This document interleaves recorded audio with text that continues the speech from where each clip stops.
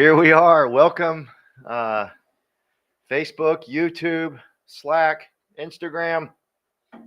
What else are we on? LinkedIn, MySpace. What else we got out there? And live. Live. That's it, YouTube? All right. Welcome, everybody. We are here live. And my great friend, Judy, absolutely amazing. She's going to help us through the disc test. And we're going to have some fun. Hopefully, we won't get any arguments or fights. If you do, the D's are gonna. Never mind. So, but I'm so glad y'all are here. I'm so glad you get to hear from Judy. She's absolutely amazing. She got a huge heart.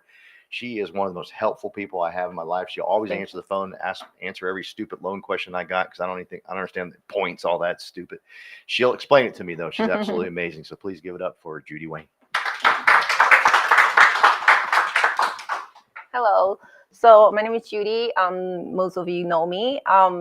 So I am mostly doing loans, mortgage, residential or commercial.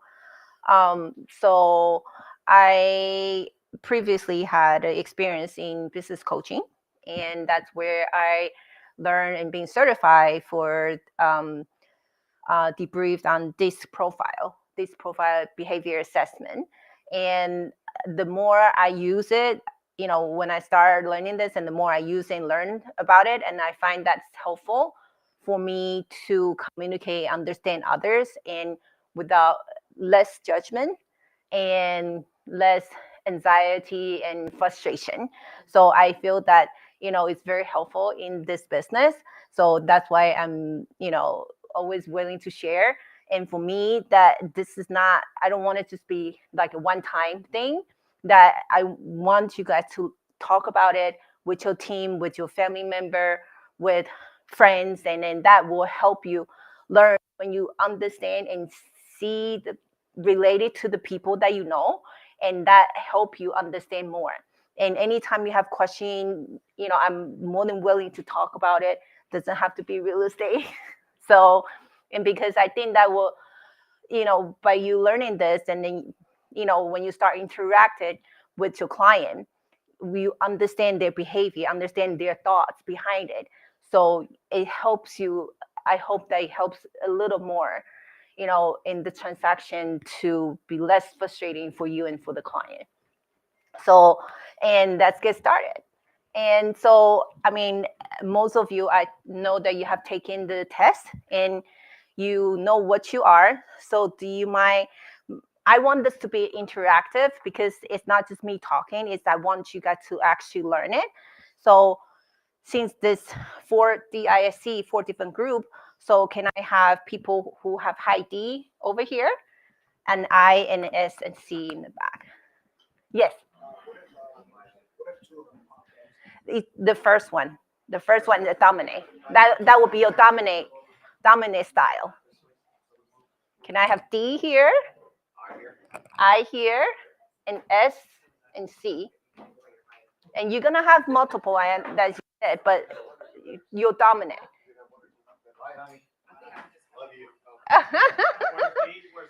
D I S C. So what are you? You're D, high D. D. Okay. D. Okay. We have 2D. I, and you. I. Daniel is I. This is S. High S. And I don't have C today. Okay. There are two conscious that come. That's a good way of putting it. That's a good way of putting it. So interesting. So now high D. No, we're gonna go down the road. Just a little bit description. High D, you're, very direct.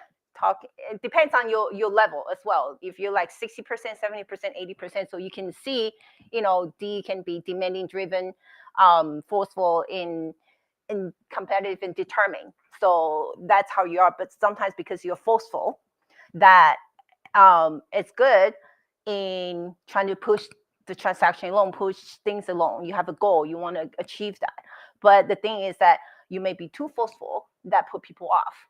That, people be taken off by how you approach it. It could be a little softer. That's when I'm glad I have some I, S, and C in me. Right. So that's why we all have, all four style has some score. It's just which one is more dominant, which one comes out more, and which one, still there.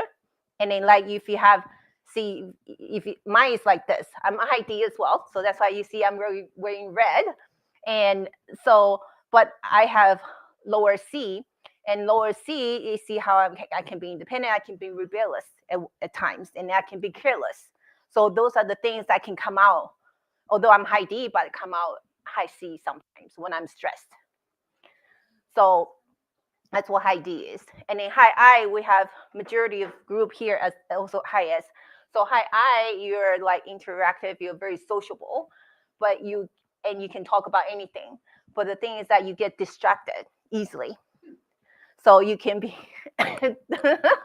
talking on something and supposed to focus on it, and then you get distracted and then go talk about something else, and then so that's where if you join us, D, S, and C. If you touch the disc, yeah, I did.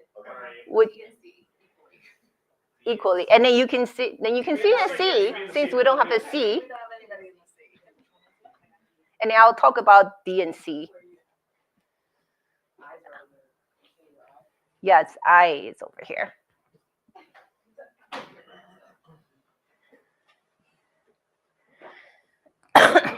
So you can be distracted. So people who around you, you want to have someone that can bring you back. And also when you talking to a client too, that they, but that's a strength.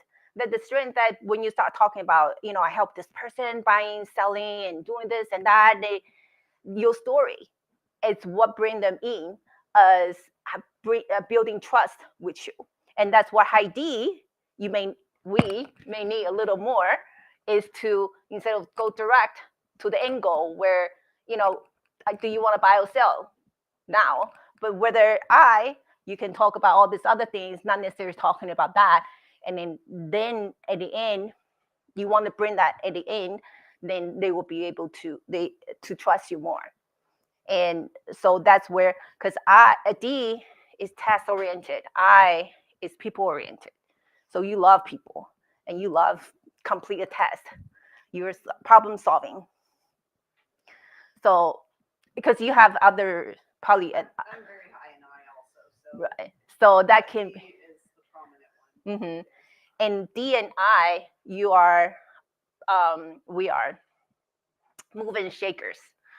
You move and shake with people, just like how Daniel and Paul are, and you are, that using people to bring things together and to accomplish what you want to accomplish. In high D, we, like I said earlier, is that we action, just like make decision fast and just let's get moving. So that's how we are. And so with S, we have quite a bit of S here. So people who are S is very stable. They like structure and they will build a structure. But they once they build that structure, and because the reason they build that is because they don't like to change. And because they're stable and consistent, but they don't want to change. So that when they don't want to change, but the thing is that once they change, they become that change agent, that they want everybody around them to change because they don't want to change again. So, but like Paul said earlier, his wife is, so he understands her a lot, that she's very loyal. She's that support person, and she wants to work with the team. She loves to work with the team and want to be that helpful person, to have the person who have the answers. And so, but that's the thing but the thing is that with high D and I, that when you have some conflict with people or something, that you forget easily. A few minutes later, especially D, then you forget about it, and then everybody good friends. But high S, when you have higher S, then you tend to hold that grudges. taking it a little bit personal. So when you talk, if you have a client like that you want to learn how to talk to them, because if you some mistake that you made, then they might remember, or something you said that trigger them, and then they might remember you for that for a long time. And so as also it takes time for us to build that trust as well. You more trustworthy, more trusting, but as takes a little more time. Need to get to know you, need to know past experience, how everything has done. And so Tamara will not be the first person to do something. Paul will be the first person to make that decision, to make that move, and Tamara will be follow a little bit after it, because you want to see what Paul has done, if this is possible, what kind of experience, what kind of roadblock is going to come up for you to make that decision. So a slower decision maker, and same as a C. C is afraid to make mistakes, so that you want everything to be perfect. So before you make that decision and the action, and you're very analytical though. That is good when you and you're very careful.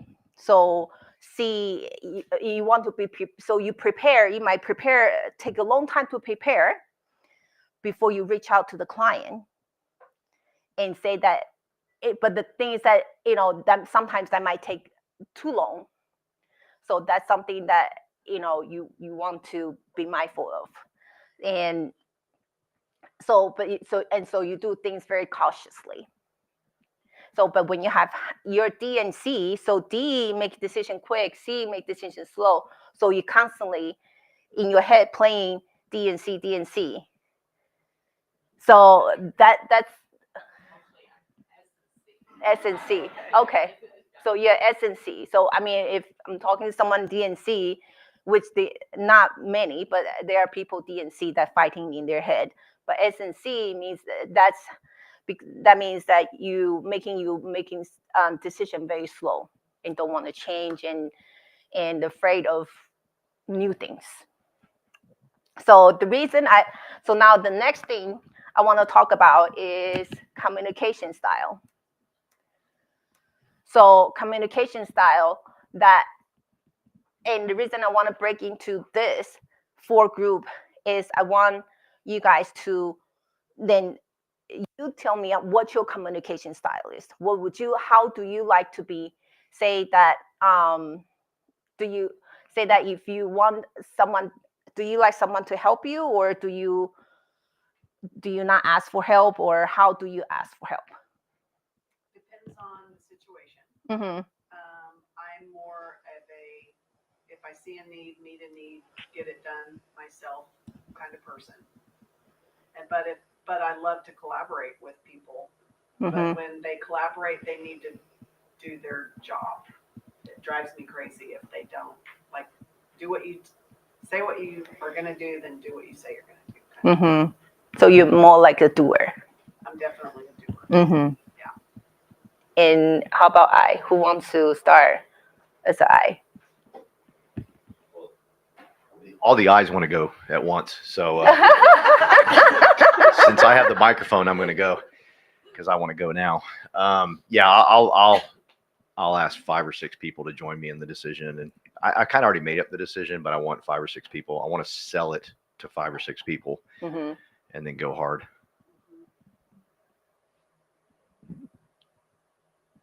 Second that. I think we're talking for the helping. Most of the time, if I know I can do it by myself, I don't really ask for help. I will think I can do it better and faster. And but sometimes I feel, especially when I'm working together with others, I think that's something they need to do. It's their job. Mm-hmm. I will ask them to do it, and um, and I expecting them to do it well. Mm-hmm. Yeah. You have some D. I guess. Talk about work. Work is work. If I know how to do it, I'll do it myself. But if something's like difficult that I can't figure it out, then I don't hesitate to ask to get it done quicker. Uh-huh. If I can ask somebody and they're going to give me the answer, then Right. get it done quicker. Then that's me. So, but when you ask, how do you ask? What would you say? Would you please help me with this? Uh-huh. I guess I don't know. You would say some specific things that you Yes, want help with, exactly. and you would too ask a I would ask specific. specifics, but also, what's your forte? What do you like doing? What do you enjoy doing most? What about this is easy? What about this is difficult? What part do you want to take on? But then if I ask them that and they say I'd like to do X, Y, or Z, Uh-huh. then do X, Y, or Z. Don't dilly-dally with it. Well, first of all, thank you so much for offering this training to us, Yeah. and Uh-huh. it's good as a real estate professional or in any kind of business. It's good to understand who you're communicating with, understand their personality. I guess first of all, you need to understand your personality Yes, and understand for those sure. you're around with. And sometimes you may blame it on the others, but not understanding them. Right. So that's key. Yes. So kind of like Paul in the group. I mean, I do make decisions, but lots of time I like to reconfirm my decision. Uh-huh. But one thing that Paul says, which I'm not the category of I, is I have extreme details that I need to leave out. So my Mhm. goal is to get to the next level and not hand holding. But this is great. Thank you, Judy. Yeah. Oh, you're nice. So she see no. I mean, it's okay. So how do you like when people ask you help or when you talk to people ask for help? How do you talk How to do them? I ask for help? Mm-hmm. I'll try to figure it out 1st Mhm. and probably take a long time to do that. And then get to the point where I'm exhausted. So then I'll ask for help. That's just me. So it's Oh, you can pass it. And now we're in S. okay. Have to see you. One person needs to speak for the whole group.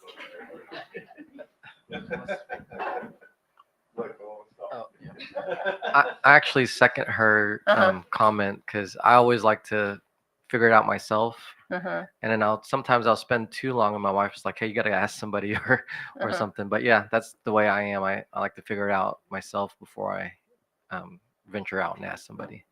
But when you ask for help or when you ask someone or when you talk to someone, how do you normally talk? You more straightforward or you kind of Yeah, I'm straightforward, and that's the other thing. That I'll sit there and listen to them from A to Z, even though I know like A to D, right? Because I've researched it and tried to Mhm. figure it out myself. So I'm still patient and listen to the whole thing. and see that's the thing about S where see it's not just me talking. You from him talking, you understand, okay, S, is a good listener. They have patience, listen to people. Where D, we don't have the patience, listen to people and sit down and trying to analyze like her and things like that. We just listen to something 1 or 2 seconds and we're gone. We do start making things happen. So go Yeah, ahead. I was just gonna say, it reminds me of some of the conversations I have with my wife. Anytime we're trying to find a place, Mhm. right? Oh, and we're not very sure of where it is. Mhm. She's like, just ask him. Like, we've not even done any research, you know? Like, it just doesn't feel right, right? So I'm like, okay, let me even try. Uh-huh. Give us a chance. That's what I tell. Like, before you ask somebody. Right. Then when I ask somebody, I'm like, okay, I've done A to D. Uh-huh. Like, what do you think about if we get to, like to the finish line? So sometimes people explain, and my wife is like, "Oh, why are they explaining what you already know?" But I'm like, there may be something we missed. So Mhm. I'm also patient listening through, to get to the finish line. So Mhm. yeah.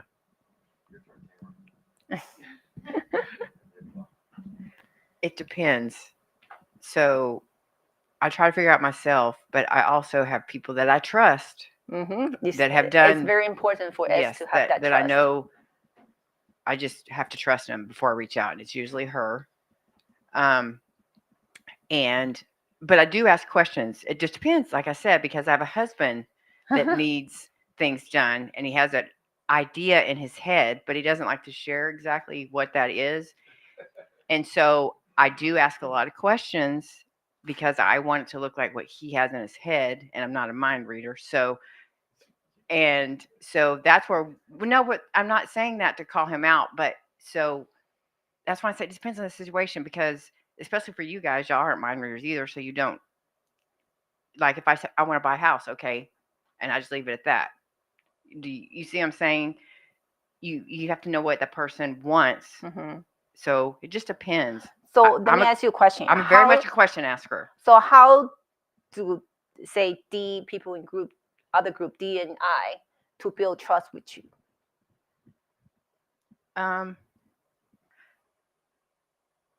That's a good question. I think it's just being. I want to know that you're honest and sincere. Just be who you are and ask me questions.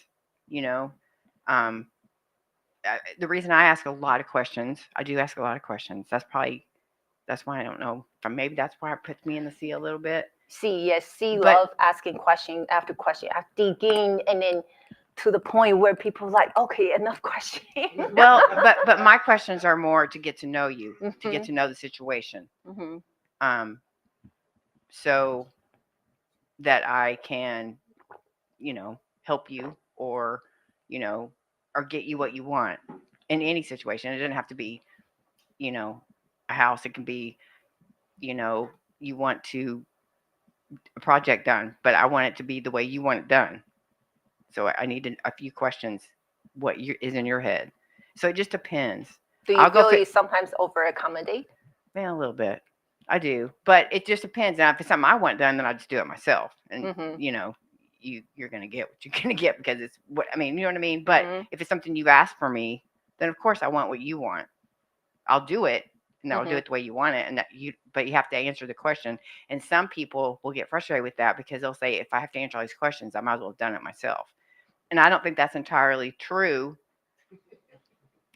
Because would you want me to do it 15 times to get what you want? Or do you want me to find out exactly what you want? Because if you just tell me what the picture looks like in your head, Mhm. I'll get the job done, and I'll do the work to get exactly that picture. now That's you two see- different things. So now you see, if she was a realtor, and then as a realtor who have a type C, type S, they do ask a lot of questions and things like that for people to trust them. So that's your good attribute in being a realtor, that how to make people trust you. So I hope this is a good therapy session for you guys.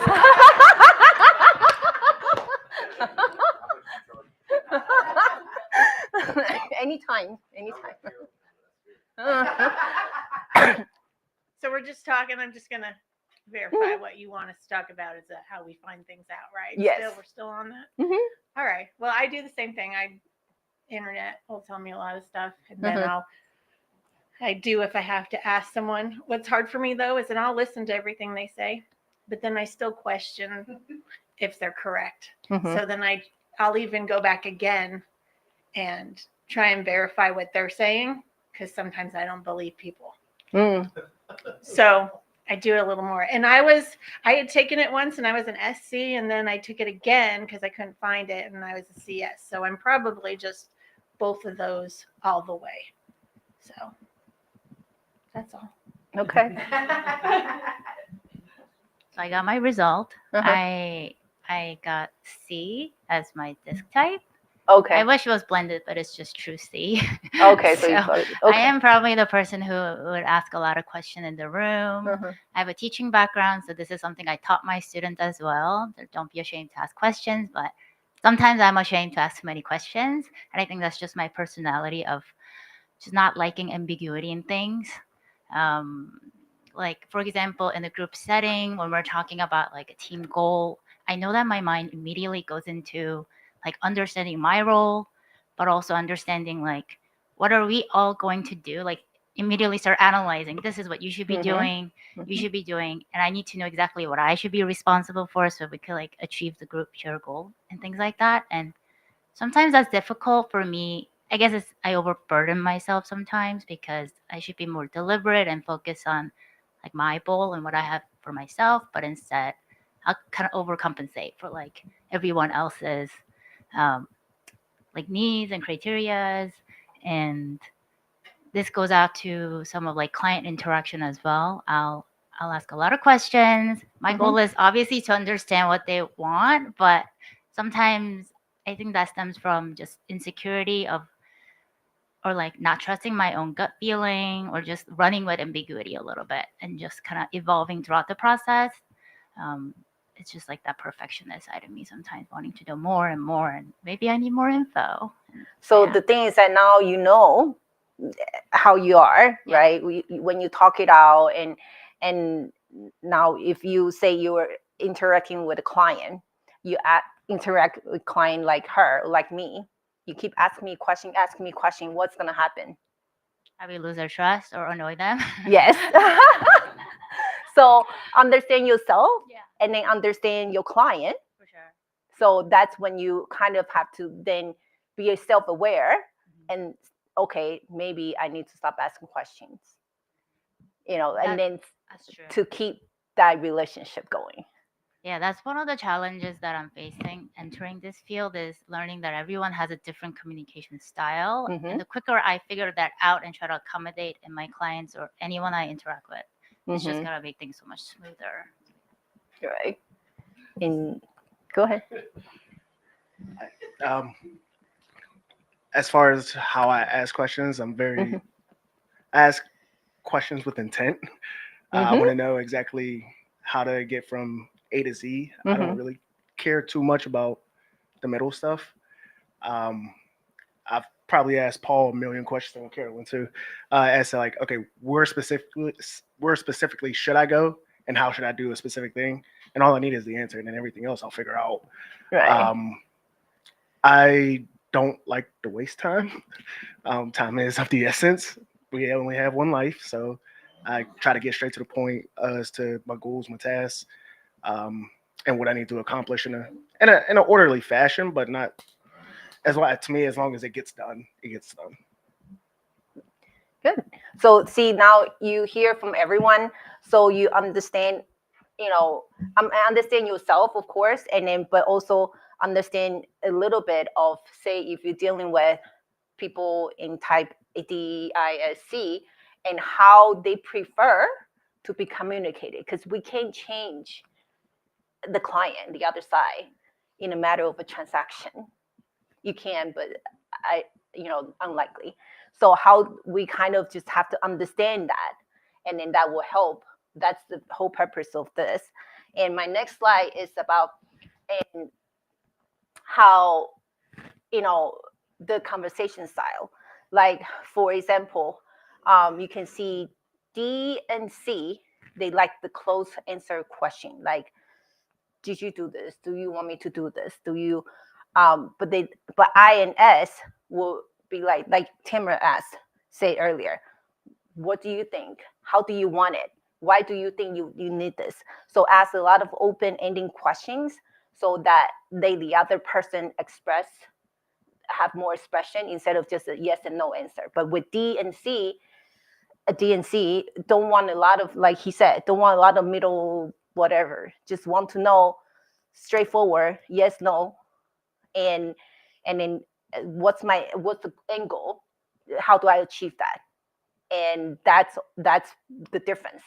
So and you can see actually in the real world that most of 90% of the population is I, S, and C. D is 10%. So when you 10% us talking to 90% of people, so a lot of time D is being misunderstood. So then because we're very, like I said earlier, very direct and to the angle, and we don't care about a lot about emotions.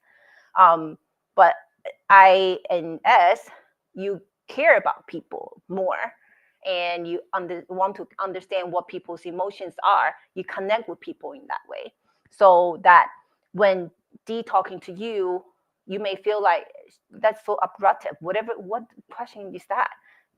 What are they saying, right? So that's something when you're talking to D, then you try to connect with them emotionally. They don't really care.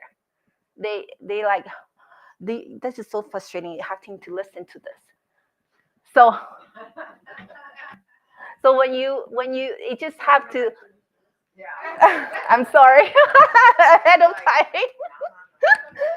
But when you right, so when you talk to me, hey, I want this loan. How what's the number? Step one, step three. I'll tell you exactly what you need to do, how to get it done. So I'm a problem solver and get it done person. But when you know want me to sit down talk to you about your brother, your sister, your family, I'll talk to you a little bit. But then because I'm still have an eye, I still have high eye there. But someone with a lower eye, they really more matter of fact. They don't care any of that. So you want to understand that. So how when you so a lot of I know a lot of realtor. I've talked to a lot of like over 100 realtors. 90% of them high eye. So I guess the rest of the group can tell us how high eye or how you can communicate with high, how you prefer to communicate, so that high eye can effectively communicate more effectively. So So in our organization, should I put a group in D's, I's, and S and C's? So when I communicate with them, yes, it's like, hey, I need this done now. yes, that's what I need this research. right. So that's why when you talk, so I needs a lot of structure supposedly, and so you want to partner up with someone with the S to give you that structure and consistency. So say that if you do a mastermind or something or a group in the team, that you want that S to keep carrying. I has all these ideas. I want to do this, I'll do that. But then you want the S to carry out and the C to carefully plan things out, and then ask questions. And when C asking you questions, then start making you think, and then hope perfect whatever process and procedure and system that you're putting in place. So lastly, I want to say one quick example, so hopefully that leave with everybody to think and understand. So one day, a person giving a task to people who are D, I, and C, and people who are high D, before I even say, hey, we want to climb this mountain. D is already, oh, we climb that mountain. Okay, let's go. D is already on the way. And I is, oh, do you want to join me? Oh, like Paul saying, if you go five people trying to say, hey, we're gonna climb the mountain. Do you want to start hyping up? You're trying to gather all the people around to go climb the mountain. And then S, we're start asking, have you done this before? What is it like when you climb a mountain? And you see all these questions start having form in their head, and then start asking questions how and what and things like that. Why? And they want to feel secure and that they can trust this process. And C will then start preparing snack. What I need snack, I need water, I need everything in the sleeping bag, so that I want to prepare, so when I go up there I don't have any problem, don't make any mistake climbing. Do I need some kind of bug medicine or something? So while C is trying to prepare, S is asking question, I is halfway trying to gather people along the way, D is halfway. And then but the problem is D halfway found out, oh, I'm thirsty, oh, I'm hungry. And then D will then start trying to, then need C to come in and help out. So this is just saying that, we in every people around us, we need everyone to help us in our life. So, but understand, so not to place judgment on how everyone is, how D is so, gosh, you're so forceful, I don't like it. It's so direct, you hurt my feelings. But understand how D has no bad intention, but how high C, they want to prepare everything. So to understand that, and so that how you can then be aware of yourself first. That's most important thing. Be aware of you first, and don't place judgment on others, and then try to understand others as well. So there, that's my presentation. Thank you. How much do Tamara and I owe you for our therapy session? No, seriously. This is cool. I get to do a presentation and I know where everybody is. I know how everybody listens to me, right? Like I get it. This is cool. We should do this every week. You know, come in, you wear the same color. That'd be bad. Okay. You gonna shut that off? Cool. But I am very excited to talk to you guys today about the future, and greatness is coming your way. Because really what I want to hit on hard today, and I want to share with everybody, is have a childlike faith. Have a childlike faith. I don't know what happens to us, Ken, but we're young. We think we can do whatever we want to do. And then we get old and we really get stupid, just being blunt. Because we start overthinking everything. We start worrying about everything. We start thinking we can't get it done. And that childlike faith that we had at one time just all of a sudden dies. I don't know where it dies, but it dies. But whatever you choose to do, have a childlike faith that it'll work out. Don't get too focused on everything that could come, might come. You didn't think that way when you were a kid, and yet you got everything. Think of all the things you did in your adolescence, from walking. Big deal, right? All of us in here are walking, but we kept trying. We never questioned it. We saw everybody else around us walking, and we thought, what? I should be walking. So I'm going to keep going till I walk. And that's what I love about what Daniel's put together, We Partners in EXP, is you have so many successful people, right? Just look at them and say, TC's an icon. If TC's an icon, I can be. Thank you. Only one person. If TC can be an icon, okay. So, I mean, that's the way you need to look at it. You saw everybody walking and you said, heck, I'm going to do it. You saw everybody eating, you figured it out. You weren't, your mom was feeding you at first, your dad was feeding you at first, but then you figured it out. You with me? Have this childlike faith inside of you. And unfortunately, we get so bogged down with the news and the bull crap. I haven't watched the news.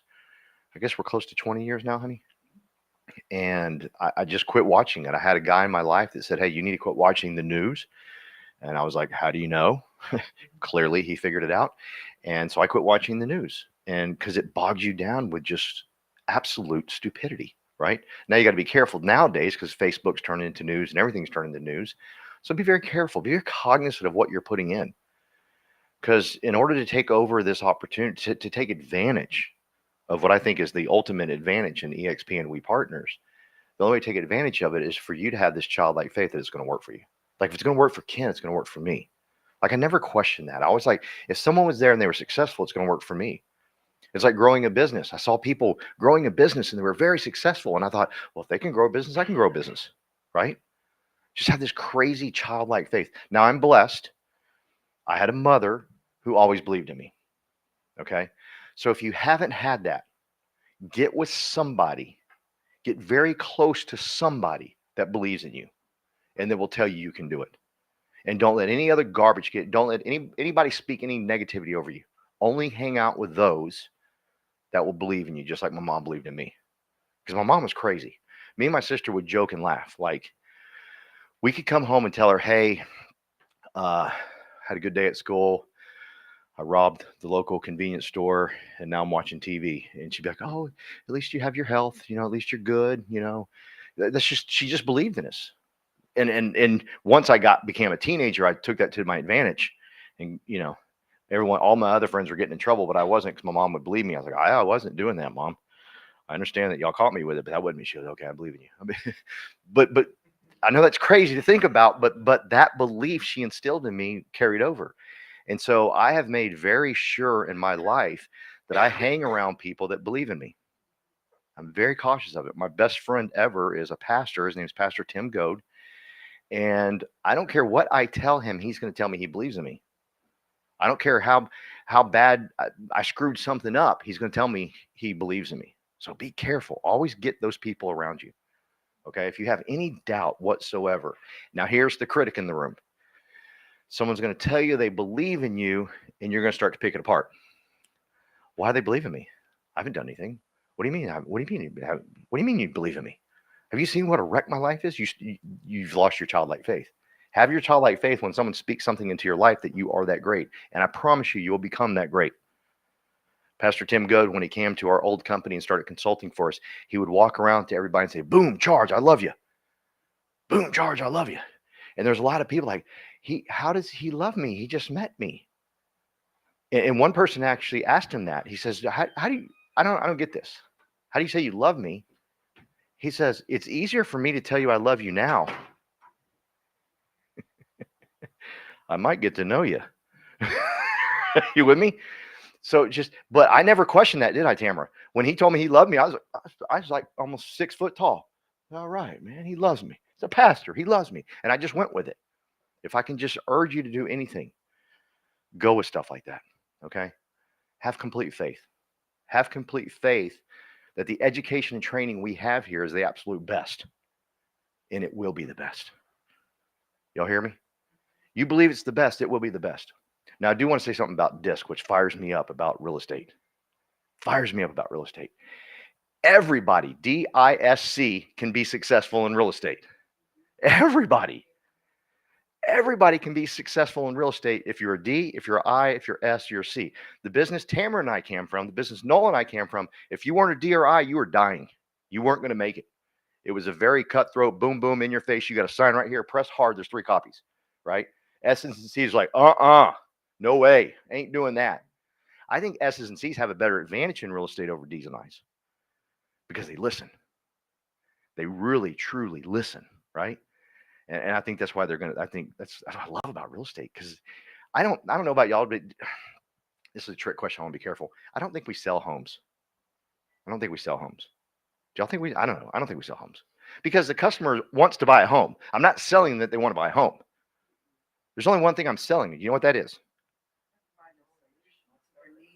Me.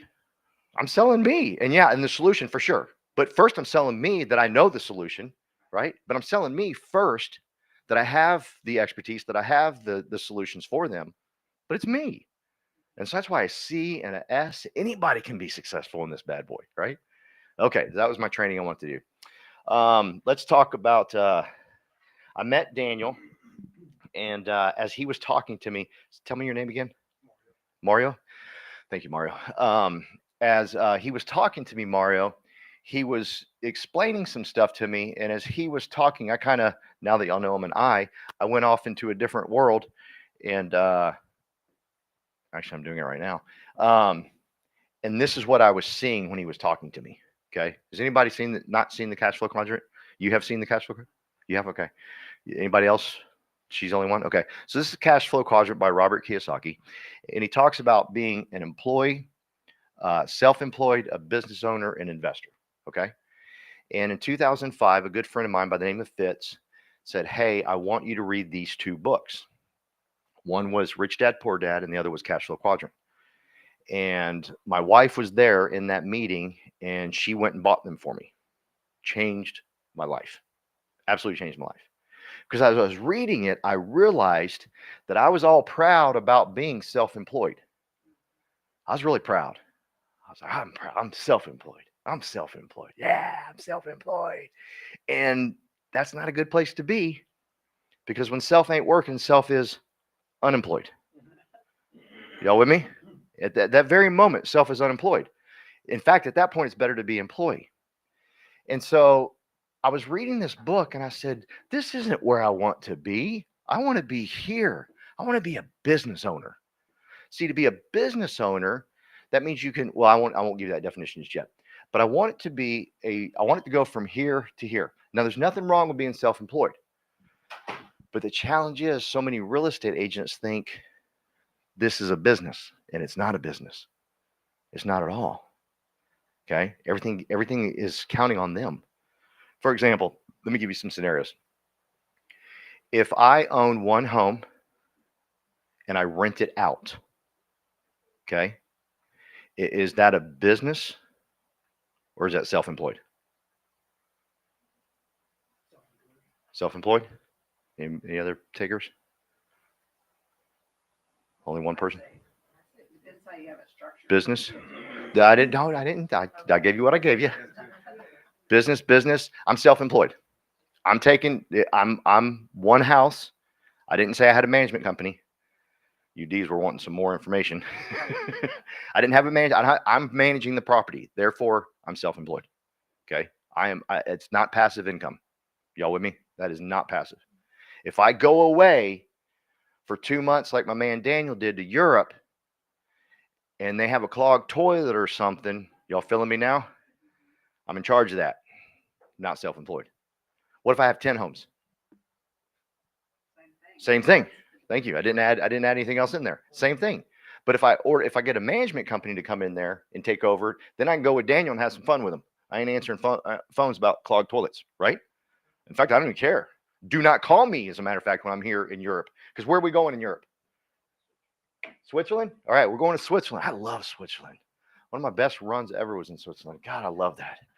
I can feel it right now. I'm a long distance runner. I can feel the run right now as I'm talking to you. It's so crisp and beautiful. And this is that I in me that's telling y'all stuff that y'all don't need to hear right now. But dang, it's beautiful. You got to go run there. Okay, so I figured something out when I was reading that book. The reason I lost everything and went broke, and I had to tell my beautiful wife, hey, we can't live here anymore. This house is no longer ours. Okay, the house that you had picked out the colors, the house that you picked everything out, we got to move out, is because I wasn't here. Everything was depending on me. Okay. And I was like, that's never going to happen again. I'm building a business. So what I did, and this is an old business, I built it and went crazy. And we got several hundred people up to a couple thousand, and we were able to sell that company. You can't sell yourself.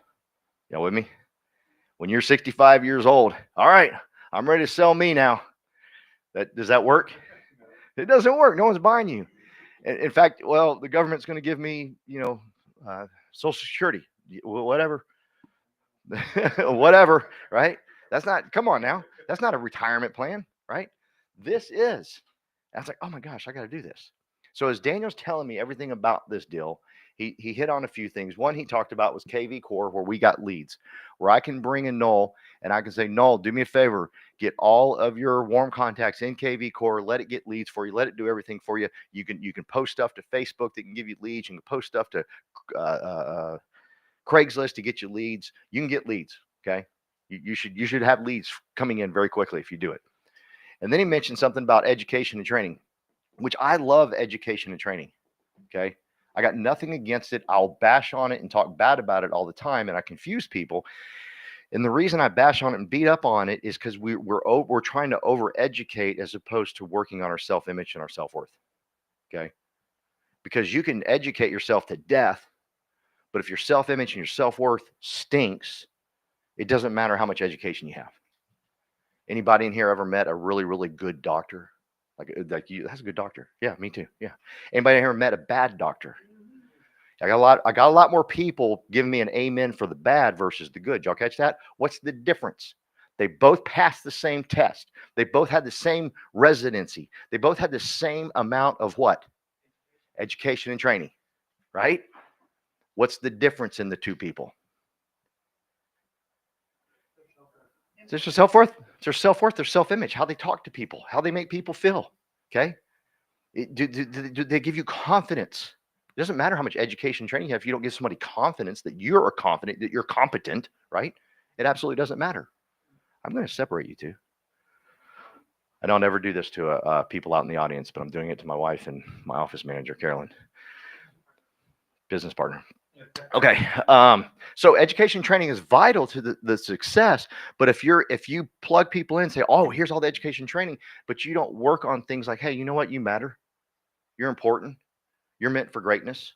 You're meant to do great things. Like you need to hear that daily. And you know what? The disc people, the D people, we all think they don't need to hear it. They need to hear it the most. They need to hear it the most. Okay. Everyone will shy away from a D. No, a D needs to hear you matter. You're important. You're meant for greatness. You can do great things. Okay. Don't let them fool you with their cockiness. They need to hear it just as much as the I's, the S's, and C's. Okay. But that's what you got to work on first. Then and only then can they take advantage of what Glenn Sanford has built for us with this education and training. Okay. Now I like to think, well, let me ask you a question. Anybody in here want to tell me their purpose or their why they're doing what they're doing? If it's teaching, tell me. If anybody want to tell me that?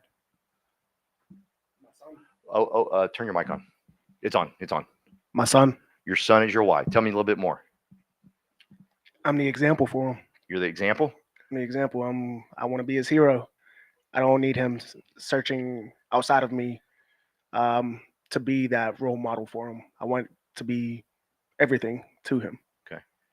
Just out of curiosity, and this is a segue question, extra question from the I person. How do you think you do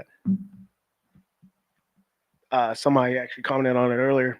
Doing what I tell them I'm going to do, doing what I tell myself I'm going to do, and just showing up. That's good. That's good. Anybody else want to share their why, their purpose? Anybody? I got some eyes over here. Come on, clearly, Tease. I know the eyes are itching. In fact, this side of the room, this side of the room is okay with it, but that side of the room is hoping the microphone comes over here. They're going to be jacked up, fired up, other than Angela in the back going, "Don't pass that back, TC." Y'all are gonna judge me, but it's for myself. Yeah. At the end of the day, yeah. Who else are you gonna do it for? Yeah. You know, as we all have businesses, we all have people that we interact with, we all have people who have maybe set expectations of us, if that's little mouths that are looking at you to put food or things like that on the table at the end of the day. And I'm a runner, so that's why I gave you a nod to the running in Switzerland. But we should do things for ourselves, and my why is myself, because if I don't do it, if I don't have my why be me, then nobody well, you may have people help you may have people assist, but at the end of the day, your lungs are going to be breathing to keep you alive, right? You can be this is getting philosophical, but for myself, yeah, Good. at the end of the day, for myself. TCG. Anybody? Why? Purpose? No. Well, like most of us, all wise, our family, our legacy, right? We live and be an example for our children, and sometimes those around us. You're an example to me. I love how you are. And you make people feel great. You elevate those that around you, and that's the trait that I'm learning from you, and I appreciate you, Paul. Oh man, thank you. I'm done with my presentation. Y'all go do what y'all want to do today. He filled me up. I'm good. See y'all later. But really, your why is not much different than his why. Yeah. My mom's why. My mom's why was to get a college degree and open her own practice as a psychologist, right? And so she wasn't around much, but for me and my sister, that's why I got involved in drugs and did some stupid stuff. That's not why I'd have done it with her there. I'm not gonna blame it on her, but she was doing that for herself. But she gave me a PhD in life because I watched her do it, right? So I don't think y'all are too far off. Anything we're doing, you just went from a different angle. Someone's watching. Someone's watching. Whether it's a child, whether it's a mother, whether it's a sister or brother.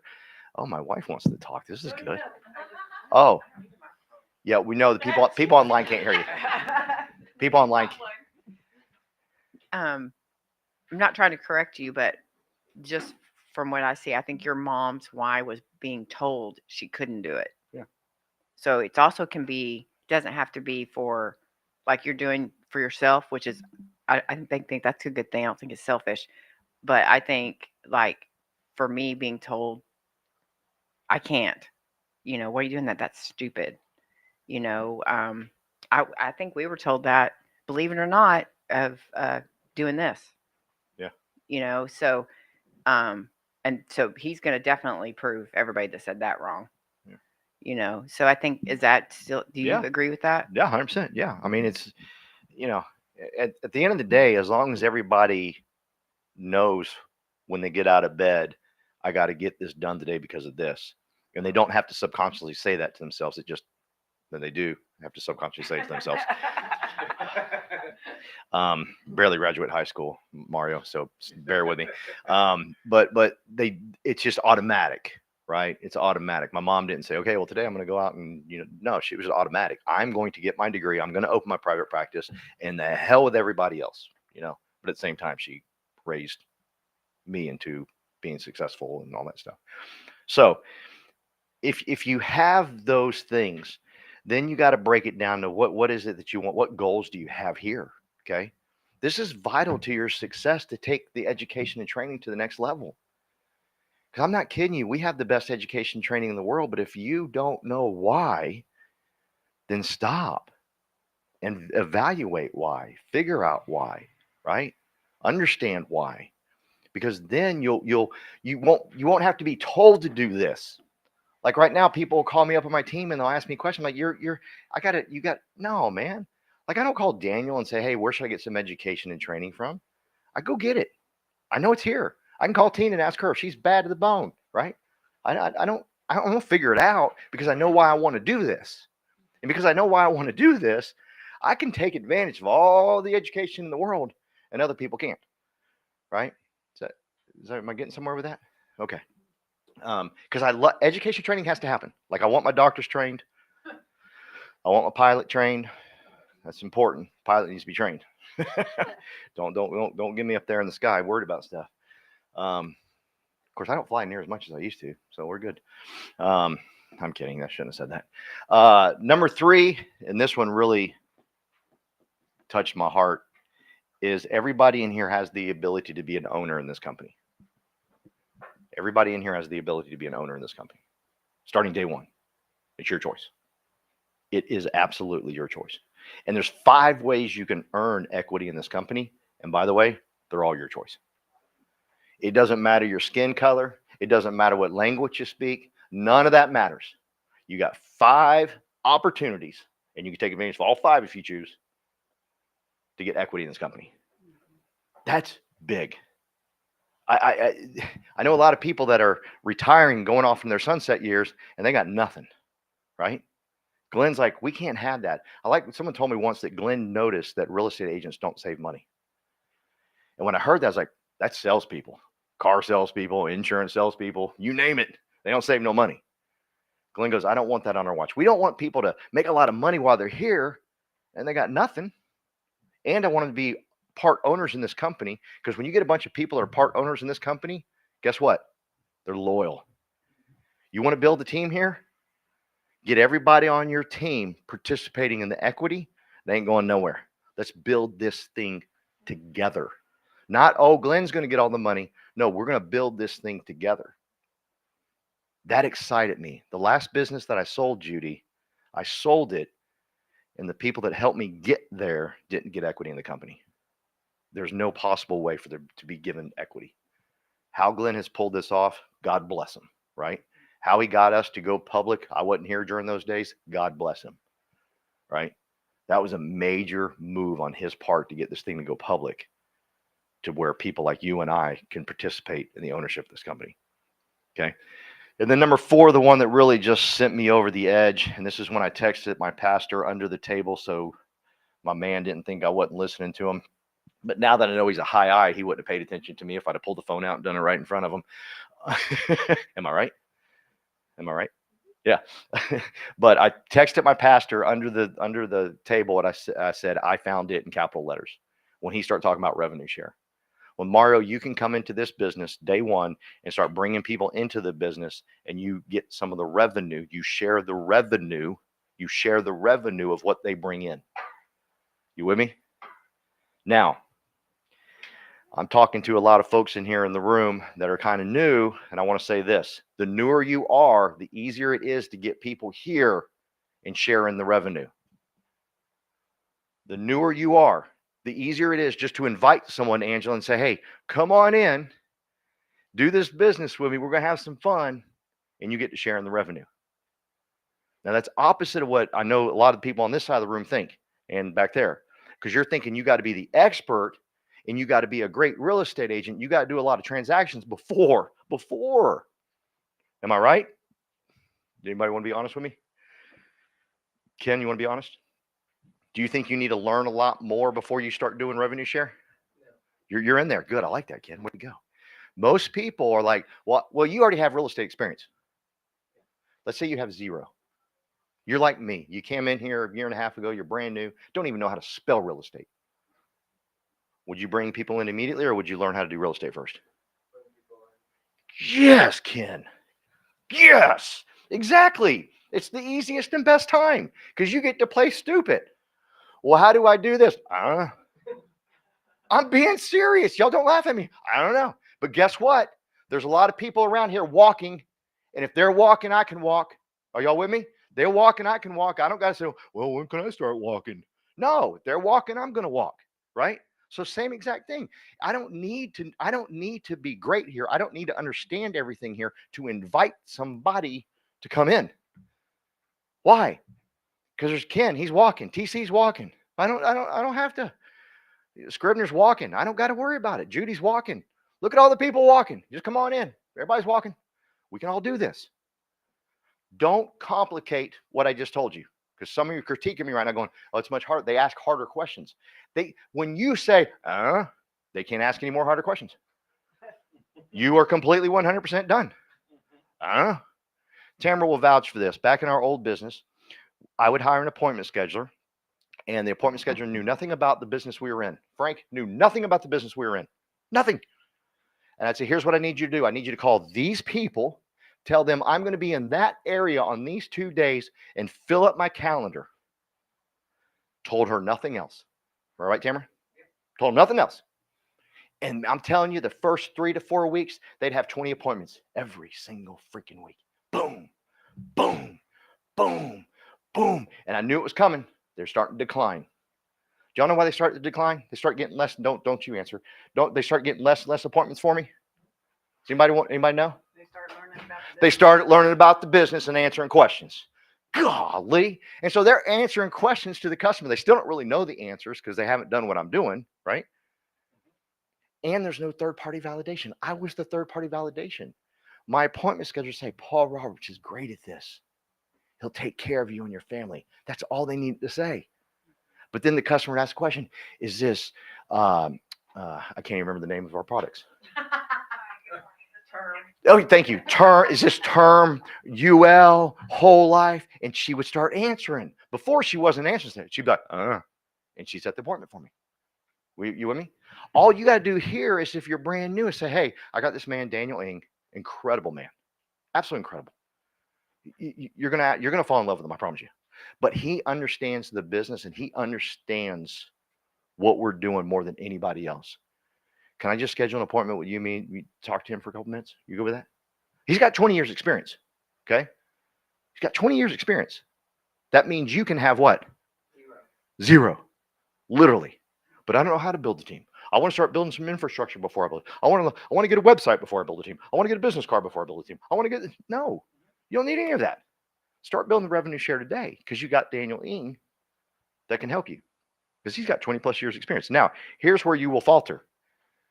When you don't value Daniel Ng in that conversation, when you don't build Daniel up, and all you say is, hey, this guy Daniel, he'll talk to you. You've given Daniel no platform. You need to put Daniel way up here on this platform, and we're way down here. You put him up there, all he has to do is take pixie dust and sprinkle it, and that person's going to listen. Okay, Mr. Daniel, I'll sign up today. I'm serious. That happens all the time. If you just build up, that's the way it works. Who in here wants to build an asset like that? Zero. I've given you a business that you can. Frederick, what's his first name? Not Gene. Not Frederick. We had Rob Flick. God bless you. Rob Flick has made $40+ million in revenue share. Okay. Who wants to start building that today with zero experience? Because you can. Because all you got to do is invite. You just got to be a great inviter. That's it. Hey, can you just, I need you to meet Daniel Ng. He's a great man. If you don't know Daniel, come to me. I'll tell you what to say about Daniel. I'll help you with that. If you don't understand how to express yourself talking about Daniel, come to me. I'll help you do that. Okay. and you can start building an asset. Who in here would like to have an asset and over a couple years or over so many years, it's worth $40 million, right? Not bad. I did this exact same thing in the insurance business. This is way better though, way better. Because here D's, I's, S's, and C's can do it versus over there, we had a small group that could do it, right? This business over here, because it's net. When you get the money, it's net. So y'all don't even understand what I'm about to say about chargebacks. They're painful, very painful. You think you got this coming, and all of a sudden you realize you ain't got that coming. You actually negative. Okay, we don't have that over here. We have net here. That $40 million, that's in his bank account, and it ain't coming out. You with me? If you built a business, y'all should be saying yes with me. Like, that's good. That's really, really good. Okay, so you earn revenue share by just inviting people in. A lot of times people want to know how much money do I make when I bring Mario in? Don't worry about that. Okay, don't get focused and hung up on that. What I need you to do, let's find out about Mario. Let's learn about Mario. What's his favorite color? What does he like to do? What are his hobbies? What's his why? Why does he want to do this? Right? My school teacher. Like, why did you become a school teacher? That's okay. Why did you become a school teacher?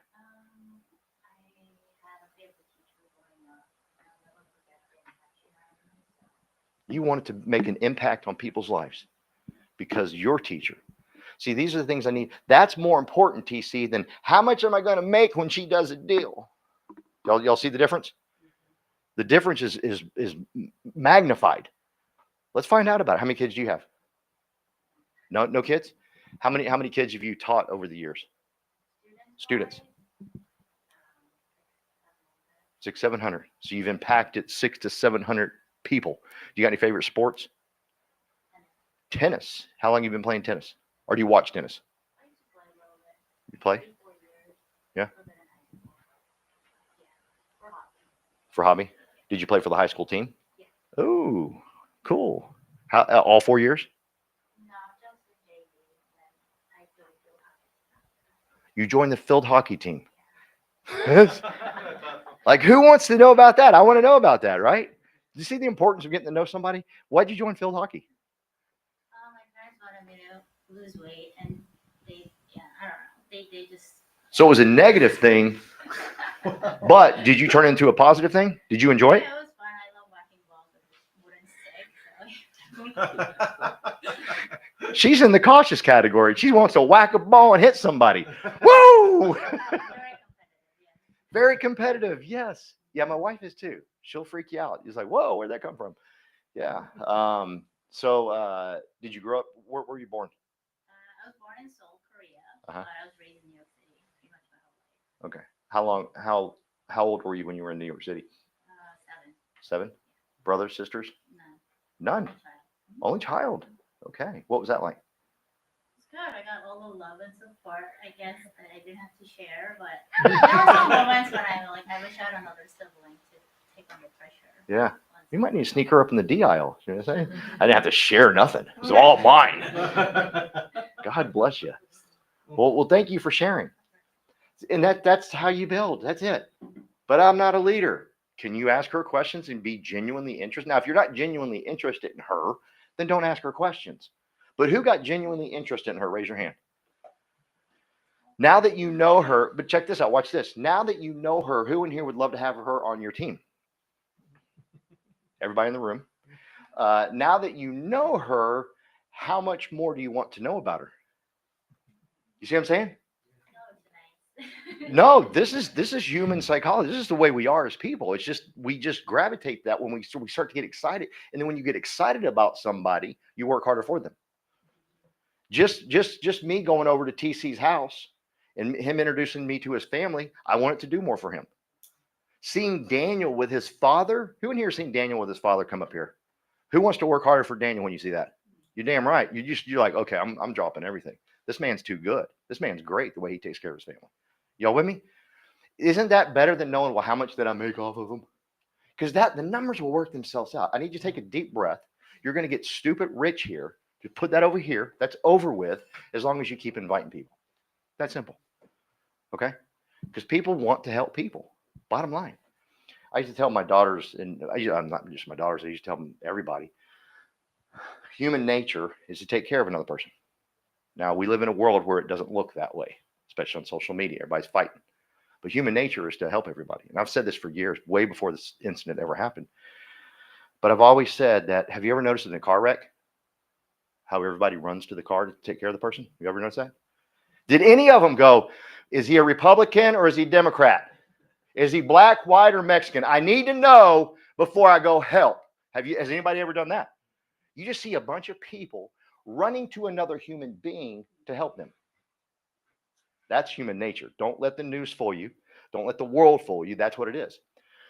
Well, my daughter, our oldest daughter, got in a car accident. Flipped upside down. Was hanging in by her seatbelt. Trying to figure out where she was. Finally came to and looked up, and there was a Mexican gentleman there. And she says, Dad, you were right. It didn't matter. That was this little white girl here. She didn't matter.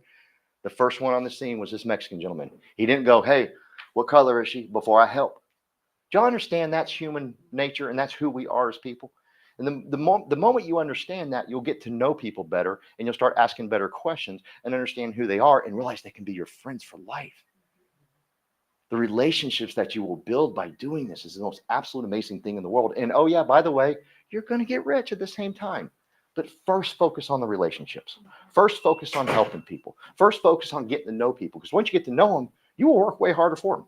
Y'all with me? Okay, I went real deep today, sorry. But that's how you go from S to B, because when you're in B, then you can leave the business and the business still grows. Just like my man Daniel, he goes over to Europe last summer. Are you going this summer too? Just discussing that today. See, I can't wait till he comes and says, hey, I'm going to go for 3 months. And then my goal is going to be able to help this business grow so much while he's gone. Now, TC's going to help me because we want to say, hey, look what happens. When you own a business, you come back and your business is 3 times, 4 times bigger, right? That's what owning a business is all about. But is it really a business or is it a bunch of relationships? Which one is it? Both. Yeah, it really is. It's just building a bunch of relationships. I mean, I get to do this journey with Daniel now. You know, I was interviewing John Sy the other night. And what I told him was this. I feel like I've been reading this great book about the founding people of the EXP and great people like Gene Frederick and what he did to get to where he got to, Brent Gove, where he got to, Cliff Freeman, what he did to get here, Daniel Ng, what he did to get here. It's like I'm reading a great book, but now I'm in the book. I'm on the journey with him. I'm in the relationship with him. Daniel introduced me to Brent, introduced me to Gene, Cliff, all these great people. I got all these great relationships. Who wants that, right? Who do you want to show up at your funeral? You want one person? Or you like a lot of people saying, hey, he lived it to the fullest. He did everything possible. He got to know me, okay? Okay, so that's how you can build a crazy business here. Now, real quick, Mario, do you have a real estate license? You've done real estate? Yes? Who are you with right now? Texas Senator Realty. Okay, so over in our world here is you go out and you're on an 80%, so you earn 80% of the 3%. I'm horrible with math, so I'm not going to get too crazy into this. But let's say you sell a home for $500,000. 3% of 500,000 is what? 15,000. 15,000 is the commission.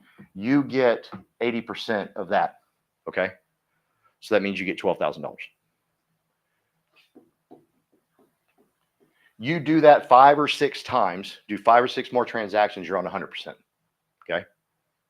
That me and Tamara were talking about that coming in today. Like that, how cool is that? Like everybody on my team can get to 100%.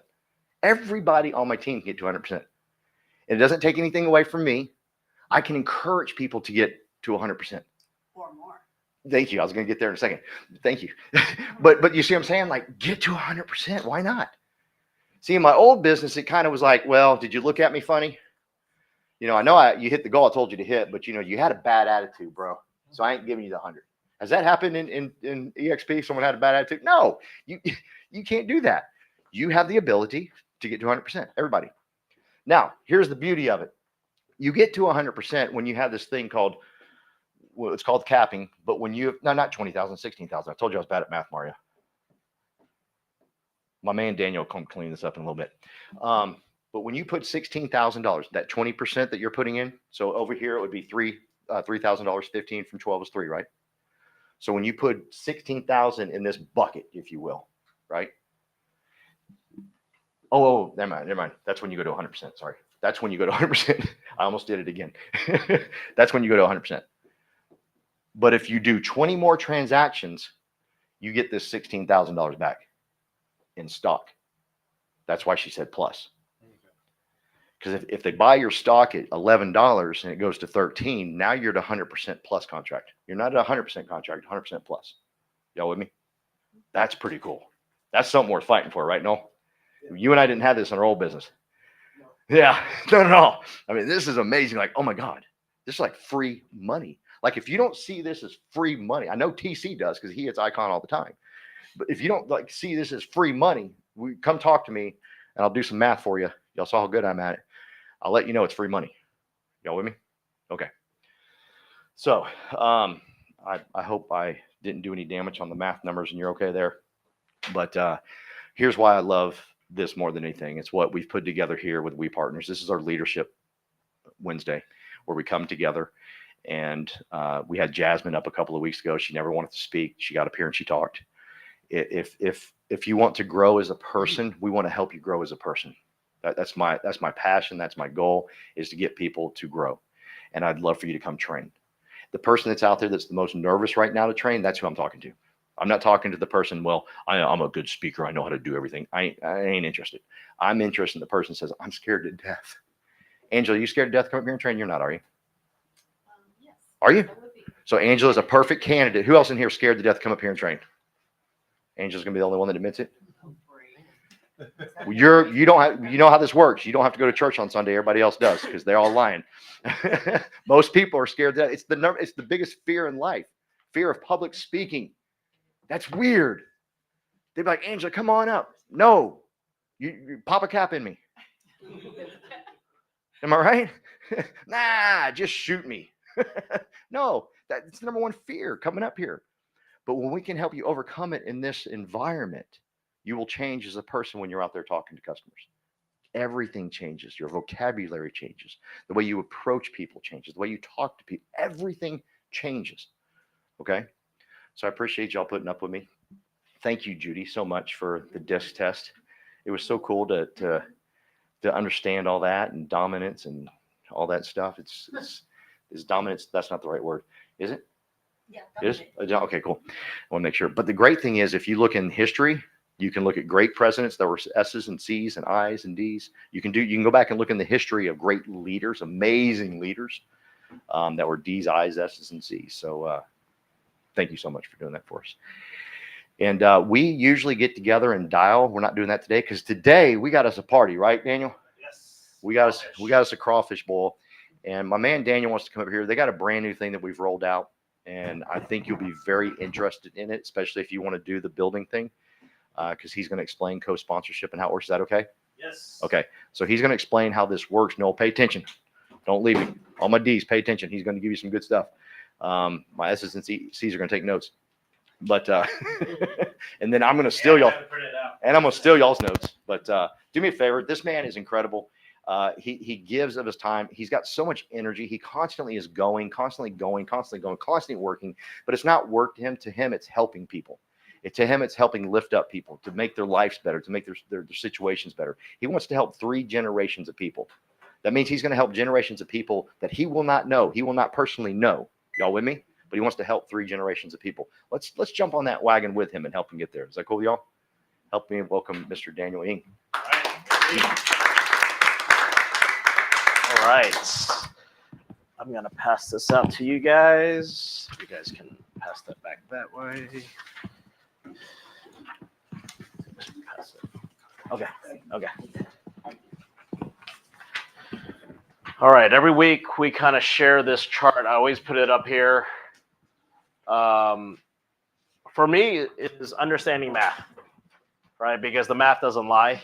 And when you understand how this model works, how the company divvy outs the revenue and how they operate.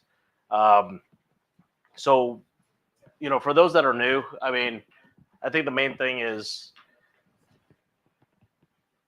we operate in the virtual world. We understand operations is there, right? So who doesn't Actually, I want to make this more interactive. So I'm going to have Tina. Yep. Can you explain this? Yes. What does this mean? Opportunity. Okay. So when you do production, you know, you hit your 20%, 80%, you hit your $16,000 cap, right? That's what you paid into the company. What does the company do with that $16,000? Well, thankfully with EXP, they share that $16,000. 50% of it goes back to their agents. Okay. Whereas a lot of companies would just keep that in-house. Okay. So 50%, so 16,000, half of that is 8,000. Okay. So that's what that number is in your chart. So what do they do with, how do they divvy it out? So if you did 16,000, 8,000 is the number. What do they do with this 8,000? How does it get shared? How many levels? I look at it as a thank you Okay. to the agents that help grow. Okay. You know, some people would say it's a referral fee, but I look at it as a thank you. Okay. So they take that out $8,000, and Daniel, thank you for being a part of this company, and for that, whoever brought you on, I'm going to thank you for that. Okay. And then they thank people down. Thank you who brought, thank you who brought, thank you, and it's just. And it goes 7 levels. And it goes 7 levels of Okay. thank yous. Correct. basically. So it's not a pyramid where it just keeps on going No, because it's- the math only goes 7 levels. Right. So this $8,000 gets divvied out 7 levels. So if you were here, Tina, right, and you brought in Sally. So what's unique about our company? We're one corporate company. We're in 27 countries, meaning you can grow your team nationwide and globally. So if Sally's in New York, she comes in because your influence, and she's a capping agent. She does $150,000 a year. We know that from her previous transactions. We can kind of say that, okay, it's gonna come in around 8,000. The math is 17.5%, which is $1,400. And if Sally brought in, who do I have next? Tom. Tom comes in. That's your tier 2. Tom's a producing agent. We know we get 20% of that. That's 1,600. Tier 3, Susie or Lisa. Okay, that's your tier 3. Same thing. So that's the constant is here. This can change because depending if they're producing or not, right? But now that when you do the math here, if you bring on these partners in, right, you have a potential or more or less to make that revenue. And this is cash. This is not the equity portion, right? So that's why when we share about just inviting, like with you, I didn't invite you. I sent you the information, but actually Derek connected us yesterday. So Derek is a friend of mine and just say, hey, you should meet this person. And that's it. She came and I haven't explained anything. I just said invite. And then as a new agent, if she has time to come to the event, great. You get to meet more people. And that's what I told you yesterday. It's like, hey, just meet more people. You're new in the industry, things like that. So, but with this is very powerful because you can build passive income. And, Tina, I know that you know this as well, is, when Paul was saying what happens when we're not here, right? I'm here also, right? I have a timeline. When God takes me home, whatever that day is, what happens to all this that we're doing? It's willable to our family. And this is very powerful, why we're building up a network, right? Not just for the money portion, but actually for the people. So if you're building up a network for your future, if you don't have children yet, maybe your nephew or whatever you have, right? You can build that up for them. We're building a network of people. So I met with somebody this week on Monday. Seems like their son is possibly gonna partner up with us. But same thing, legacy. He's teaching the son to be in the real estate development side, but at the same time, there's a whole platform they can do more, right? So, but that is that. And on the next side is co-sponsor. And this is what I'm really excited about. And if you're not excited about this, it's on the screen there, but you have it on your piece of paper. I should give you this.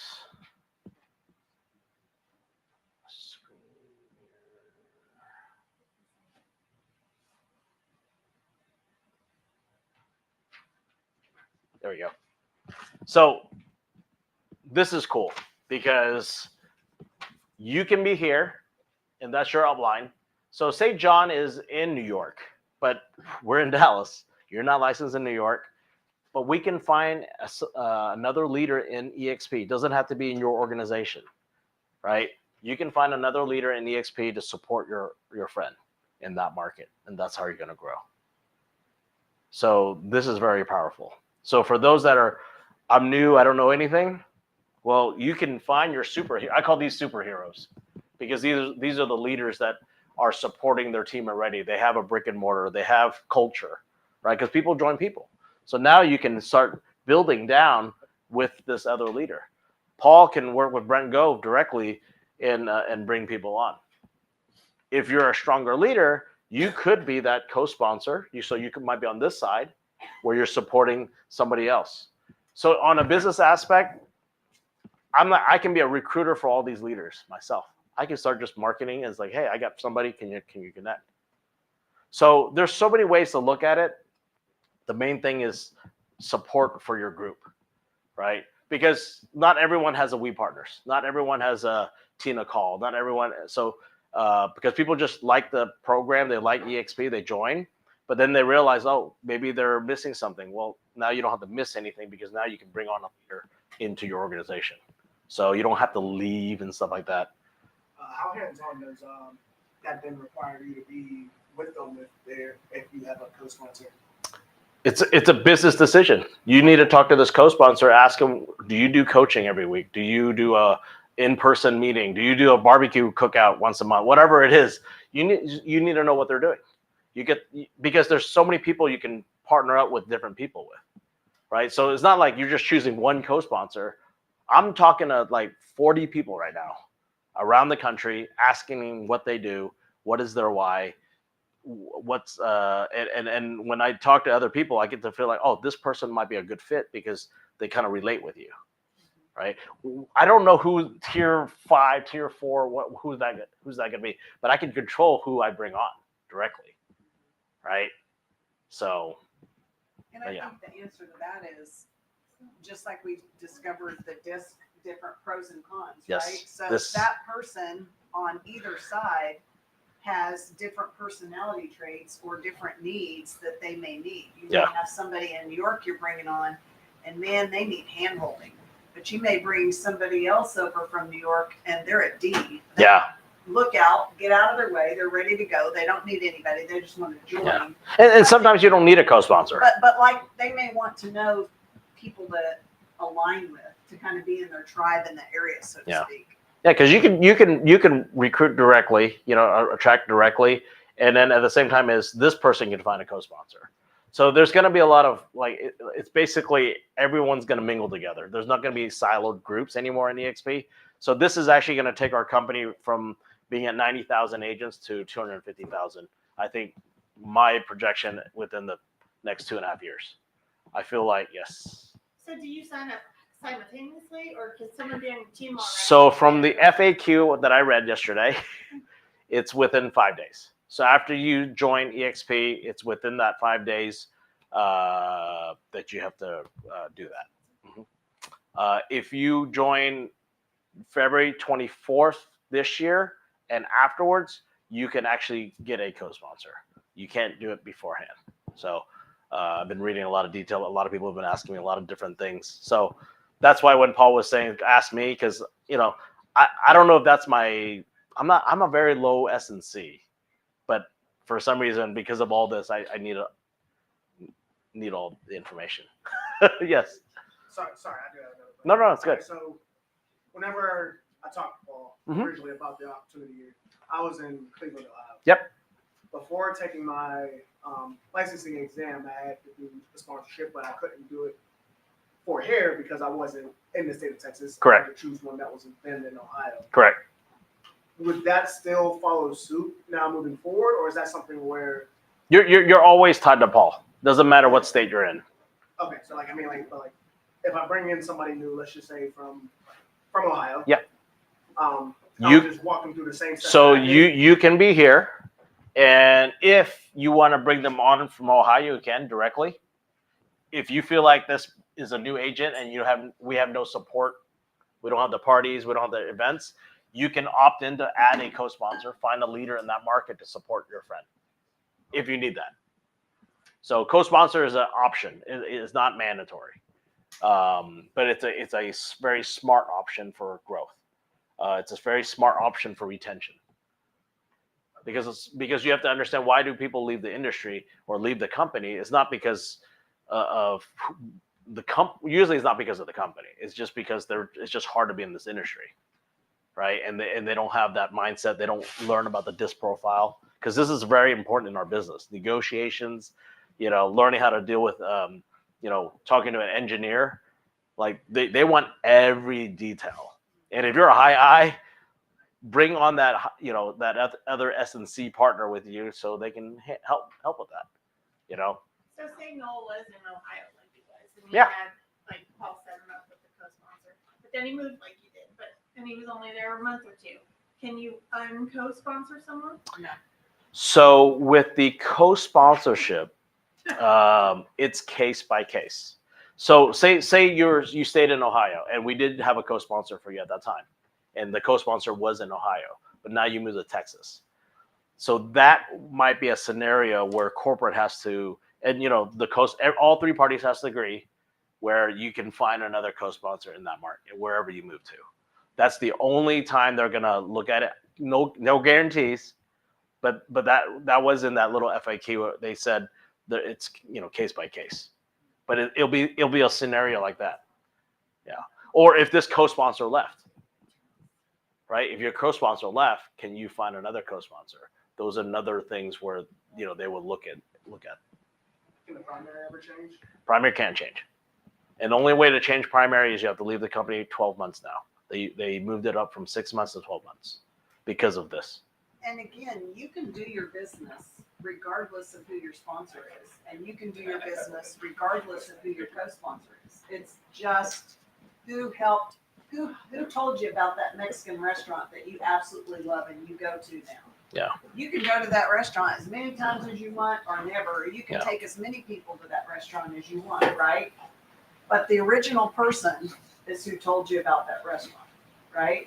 That's Yep. kind of like, Yeah, so that's your the original in theory the best. The person who knows John is the one that is the primary.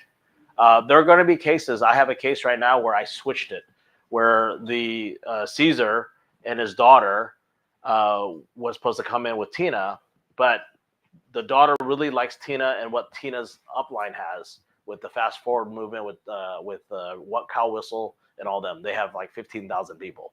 So we switched where Tina is the primary and the daughter came in, and then Caesar is here. And I knowingly that any growth that Ingrid has won't come back up to me.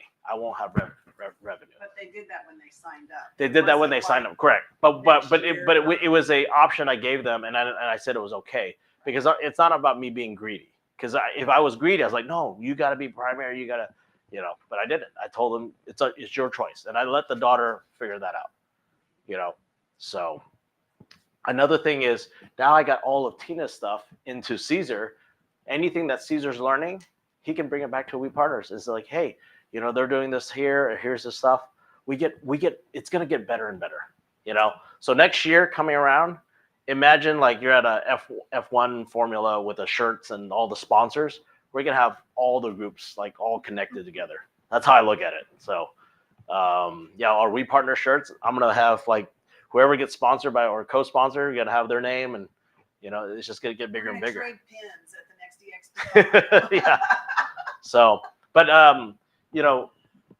the main thing is, I wanted to show you how we operate, and it's really important to share this. And don't do it on the first setting sometimes, unless they need it. But really is broker support. It's amazing how our company operates in this little virtual world. So, for those that don't go in here to use it, you're paying for it already. This is how we operate in this little virtual world. And I had agents yesterday contact me, try to figure out what to do. So you have these avatars, you have a front desk. If you have a question, you have pull a question here. And I'm not going to pull it, but There you go. so basically, your brokers are W-2 employees. Yes. Sorry, Daniel. I had a question on Yeah. the first page Yeah. of this capping. Yep. What's the yellow bonus tier 1? I didn't get that. All right. That's good. So everyone sees this tier 1 bonus. So last year when they revamped this and then mid-year they said, hey, we're going to add a bonus to it now. So if you recruit somebody today and they're your tier 1, and that agent within 12 months caps, you get this 50%. So 8,000, right? Half is the rev share. Instead of the 17.5%, you're actually getting 50% of that. So you get $4,000.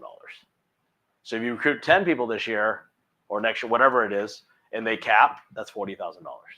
So their first year. The first year, if they yes, cap. if they cap. And then the next year go back down to the 17.5.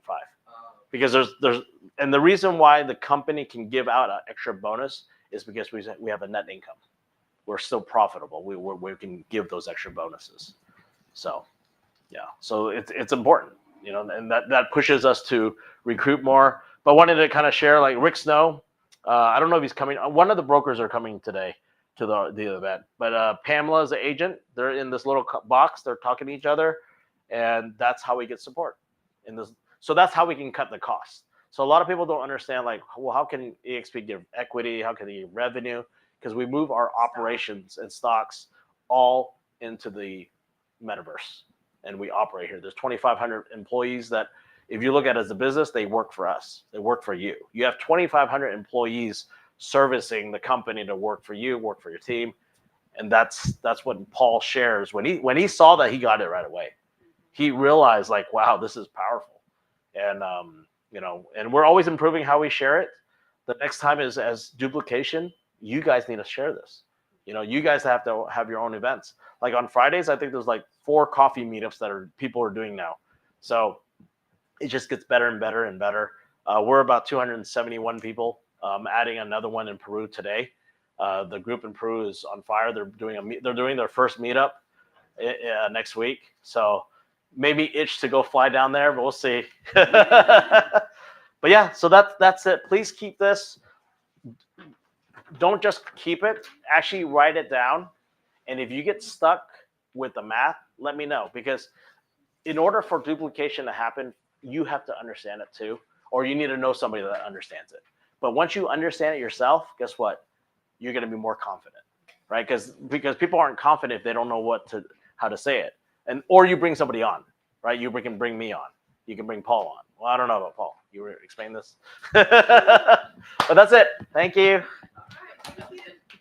4 o'clock is the crawfish.